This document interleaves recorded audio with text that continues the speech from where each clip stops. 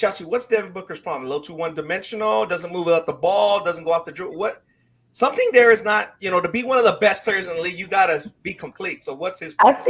I think, obviously he needed Chris Paul for, the Suns to have the success that they've had, but I just haven't really seen him take the leap. And I'm going to give you a comparison. I look at Jason Tatum and I'm like, this man has improved as a playmaker, as a passer. He's making the right reads. Like Devin Booker and Jason Tatum were very similar in the fact that they were just prolific elite scorers, coming into the league. But in order to be great, you have to make that next jump. And I just haven't really seen that from Devin Booker. And I think Chris Paul obviously made his life a lot easier. We've saw him have, some flashes and some great games, but I think that's the next step for him.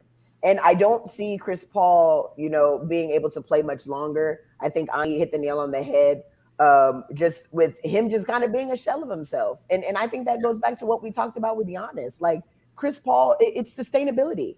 Chris Paul gave us a good game, and then he had three bad ones. He couldn't get up like he would have, been able to if he was younger. And unfortunately, Father Time is undefeated.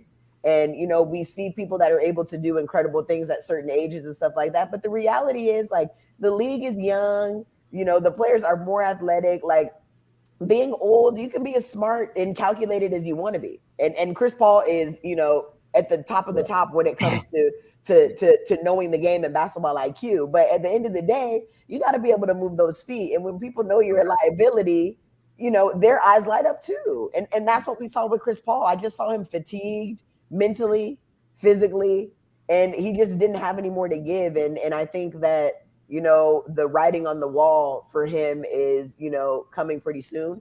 I don't really know how many more seasons he'll be able to get. It definitely not at the money that he makes.